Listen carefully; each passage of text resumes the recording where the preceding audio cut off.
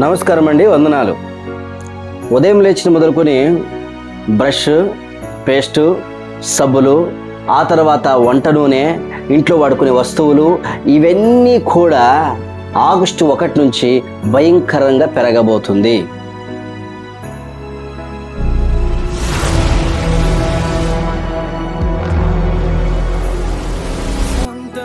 నేను కూడా ఒక సామాన్య మధ్యతరగతి వాడిగా, సామాన్య మానవుడిగా, ఏదో సాదాసీదా జీవితాన్ని జీవించే వ్యక్తిగా నాకున్న వేదనను, బాధలను తెలియజేస్తా ఉన్నాను. అనేక మంది భారతదేశంలో ఈ వేదనను పొందుతున్నారు. రాబోయే దినాల పరిస్థితులు భయంకరంగా ఉంటాయి కాబట్టి జాగ్రత్తగా ఉండండి. ప్రభుత్వాలకు ఇవి మనం తెలియచేయవలసిన బాధ్యత ఉందని చెప్పడానికి విషయాలను నేను పంచుకుంటున్నాను. ఏంటి పాస్టర్ గారు, నిజమా అంటారా? అవునండి. ప్రతి నెల రేట్లు పెంచినట్లుగానే ఆగస్టు 1 నుంచి కూడా పెంచబోతున్నారు. తగ్గుతుందేమో బడ్జెట్, ఏదైనా తగ్గిస్తారేమో అనుకుంటే సిలిండర్ల రేటు పెంచబోతున్నారు.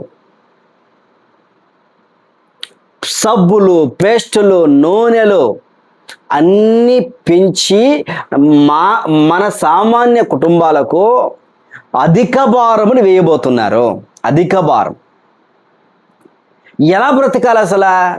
కూరగాయలు వెళ్ళి కొనాలంటే కేజీ 80-90 రూపాయలు. పండ్లు తిందామా, మెడిసిన్ వేసుకున్న తర్వాత పండ్లు తిందామా అంటే అవి అధికమైపోయినాయి. లేదు సరే మెడిసిన్ అన్న కొనుక్కుందామంటే వాటిని రేట్లు పెంచేశారు. ట్రావెల్స్ వెళ్దామా అంటే, బయటికి వెళ్దామంటే అది కూడా పెంచేశారు. పెట్రోల్ పెరగడం వలన పెట్రోల్ అక్కడ యుద్ధం ఆగిపోయింది. ఒక్కసారిగా పెట్రోల్ రేట్లు 2-3 రూపాయలు పెంచేశారు. సామాన్య మానవులుగా మనకి 2 రూపాయలు 3 రూపాయలు పెంచినా కూడా అధిక భారమే. అది మనకి 10 రూపాయలు పెంచిన అధిక భారమే. ఎలక్ట్రికల్ వస్తువులు పెంచుతున్నారు, మెమరీ కార్డులు పెంచుతూ ఉన్నారు, మొబైల్ పెంచుతూ ఉన్నారు. ఈ విధంగా పెంచుకుంటూ పోతే ఎలా బ్రతకాలి? ఒక పక్కేమో టోల్ గేట్స్ ద్వారా పోయిన సంవత్సరం కంటే ఈ సంవత్సరం అంట దాదాపుగా కొన్ని వేల కోట్ల రూపాయల లాభం వచ్చింది టోల్ గేట్స్ ద్వారా. ఒకవైపు డబ్బున్న వాళ్ళు విపరీతంగా పెరిగిపోతా ఉన్నారు. సామాన్య మానవుడు, బీదవారు, రోడ్ల మీద ఉన్నవారు, ఆధార్ కార్డు లేని వారు కూడా చాలామంది, వాళ్లకు సహాయం చేసే పరిస్థితి ఉందా? రూమ్ రెంట్లు పెరిగిపోయినాయి. ఇల్లు కట్టుకుందామనే కోరిక సామాన్య మానవుడికి ఉంటే అది కూడా లేదు. తినడానికి తిండి తిందాము, ఉప్పు, పప్పు, కందిపప్పు, కూరగాయలు, ఏదో ఆకుకూరలు తిందామంటే అవి పెరిగిపోయినాయి. ఏంటి మానవ జీవితం అనిపించే పరిస్థితిలోకి వెళ్తుంది. ఘోరమైన ఆర్థిక మాంద్యములో ప్రజలు నెడుతూ ఉన్నారు. ప్రభుత్వాలు సహాయం చేసి స్పందించకపోతే ఎట్లా? ఘోరమైన పరిణామంలోనికి ప్రజలు తల్లాడిపోతూ ఆకలి బాధలతో వెళ్ళాలనా? ఒకవైపు ఉత్తరప్రదేశ్, బీహారు, అస్సాము, సిక్కింలో భయంకరంగా వర్షాలు వచ్చి వరదలు కొట్టుకొని పోతుంది. ఈ సమయంలో మరలా రేట్లు పెంచితే వాళ్ళు ఎక్కడ తెచ్చుకొని తినగలరు? ఇటువైపు చూస్తే దక్షిణమున మనమున్నాం, తమిళనాడు, ఆంధ్ర, తెలంగాణలో. ఇటువైపు కరువు తల్లాడుతూ ఉంది. ఏం చేయగలం? భారతదేశం అంతా ఇంతేనా పరిస్థితి?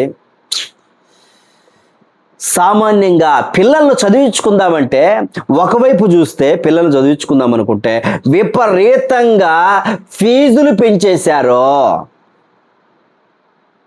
విపరీతంగా పెంచేశారు. బుక్స్ మరలా గవర్నమెంట్ స్కూల్లో చదువు రాలేదని ప్రైవేట్ స్కూల్లో చేస్తే పెంచేసుకున్నారు. బుక్స్కు సపరేట్ ఫీజు, ఐడి కార్డుకు సపరేట్ ఫీజు, బస్సుకు సపరేట్ ఫీజు, ఆటోకు సపరేట్ ఫీజు. ఏం చేయగలం? గుడ్డు రేటు, పోయిన సంవత్సరం గుడ్డు రేటు 5 రూపాయలు, ఈ సంవత్సరం 10 రూపాయలు పెరిగింది. చికెను సరే తెచ్చుకొని చికెన్ తిందాం అనుకుంటే 350 రూపాయలు, 300 రూపాయలు. దిగట్ల కిందికి కొండ ఎక్కి కూర్చున్నా నేను ఇక్కడే కూర్చుంటే దిగిరాను అని చికెన్ ఉంది, మటన్ ఉంది, అన్నీ ఉన్నాయి. సామాన్య మానవుడు ఎలా జీవించగలడు? నవ్వేస్తా ఉంది. తొందరగా చచ్చిపోతే బాగుండు కదా అనే పరిస్థితిలో అనుకునే సిచ్యువేషన్ నాది, అందరిది కూడా.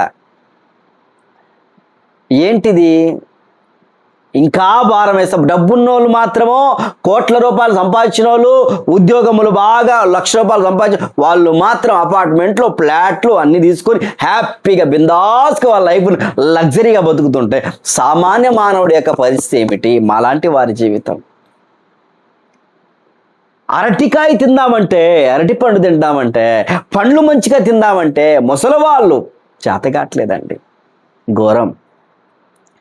గ్యాసు, పెట్రోలు, నూనె, సబ్బు, పేస్టు, కందిపప్పు, ఉల్లిపాయలు అన్నీ పెరిగిపోయినాయి. అన్నీ పెరిగాయి. ఎవరు చెప్పుకోవాలా? ప్రభుత్వాలు చెప్పుకోకుండా మేము ఎవరు చెప్పుకుంటామండి? ఆ దినాన అలనాడు ఏసేపు ఒక వ్యక్తి ఉండేవాడు.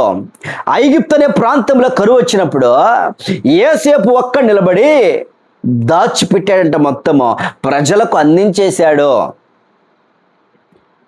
అలాంటి జ్ఞానులు భారతదేశంలో ఉన్నారు. వారిని ఉపయోగించుకోండి.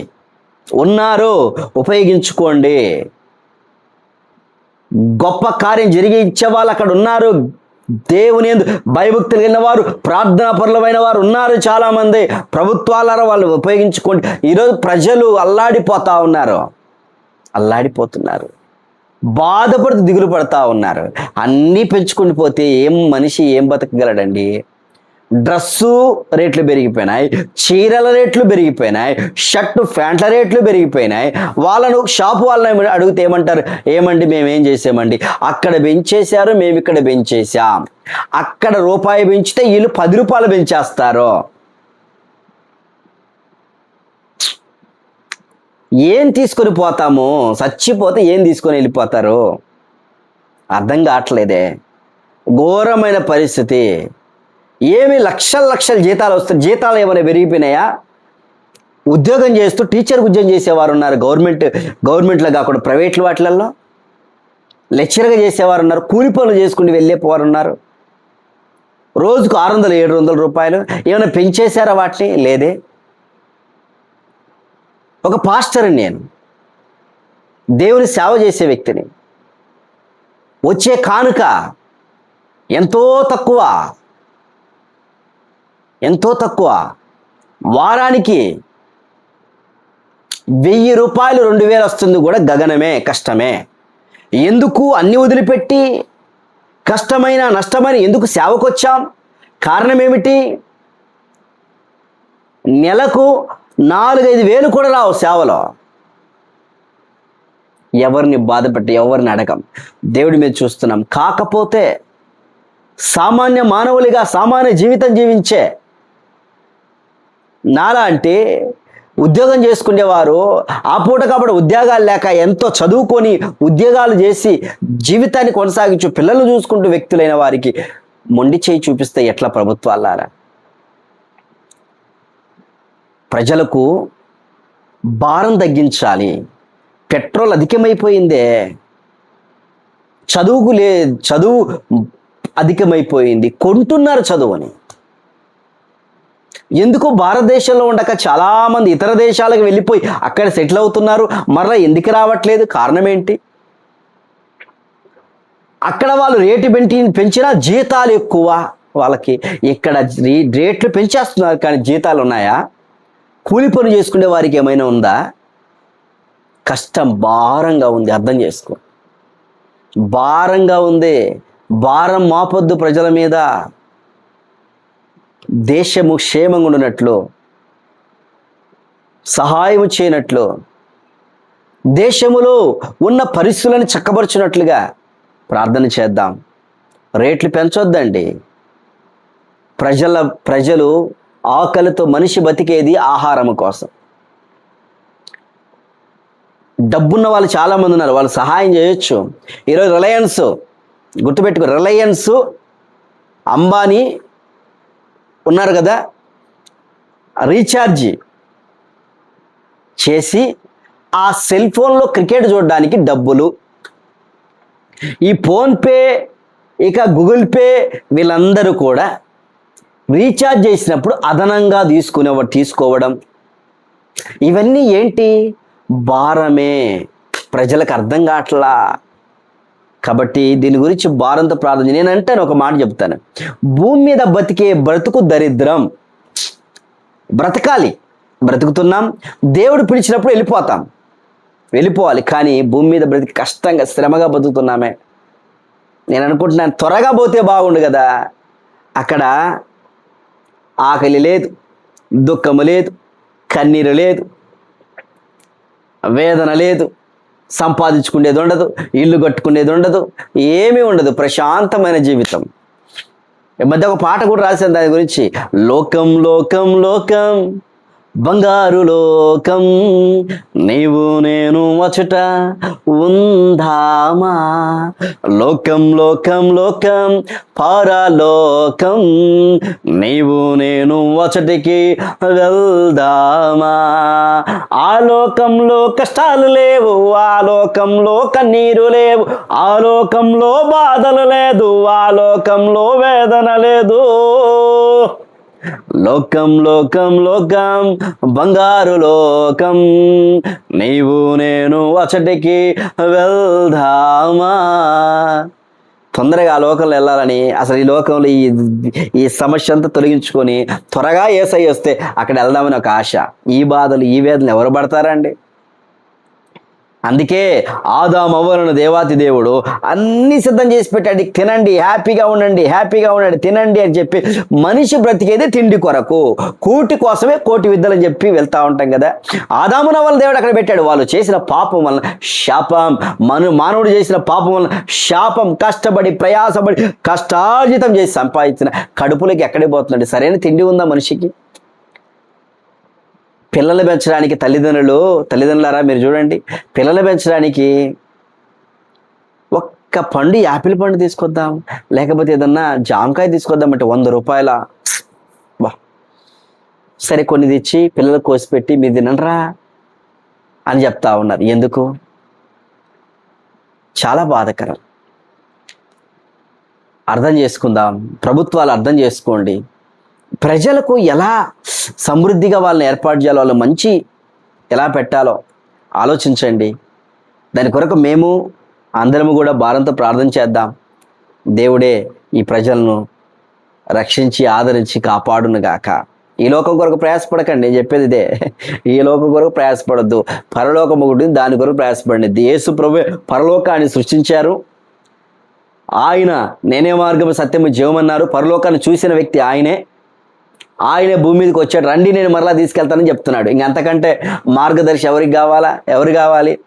ఎవరు తెలియని అమాయకులను ఈ చిట్ ఫండ్ కడతాము, వాళ్ళని కడతామని నమ్మి మోసపోయి లక్షల రూపాయలు కట్టించుకున్న పరిస్థితులు ఎంతోమంది ఇబ్బంది పడుతున్నారు. మరి దేవుడు అన్నీ చూసి వచ్చిన వ్యక్తి చెబుతున్న మాటలు వినరా? వినండి.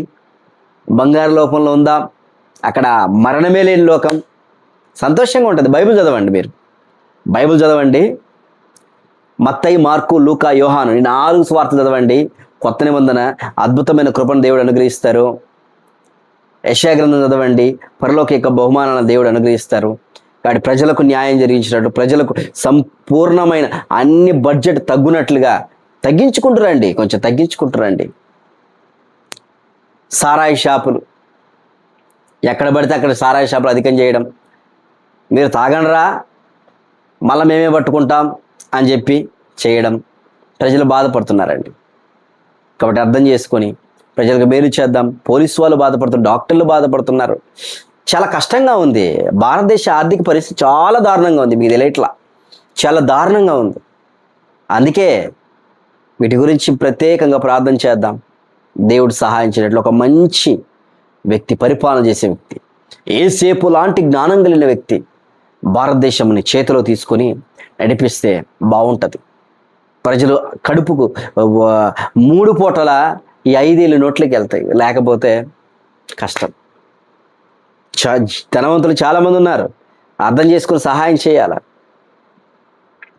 పరిశుద్ధులు మీరు ఇచ్చిన గొప్ప రక్షణ స్తోత్రం బ్రతిమలాడుతున్నాను. సహాయపడండి. చాలా భారంగా ఉంది, అధికంగా ఇబ్బంది పడుతూ ఉన్నాం. కృప చూపించమని యేసుక్రీస్తునామమున ప్రార్థించి మా దేశాన్ని మా ప్రజల్ని కాపాడమని,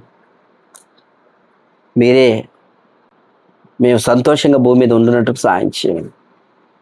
ఒకరోజు తీసుకెళ్ళిపోతాం, ఇక్కడైనా బతికే కాలం మంచిగా సంతోషంగా ఆహారం తినుకుంటూ మంచిగా జీవించే కృప దయచేయమని యేసుక్రీస్తునామమున ప్రార్థన చేస్తున్నాను తండ్రి. ఆమేన్. God bless you. Praise lord.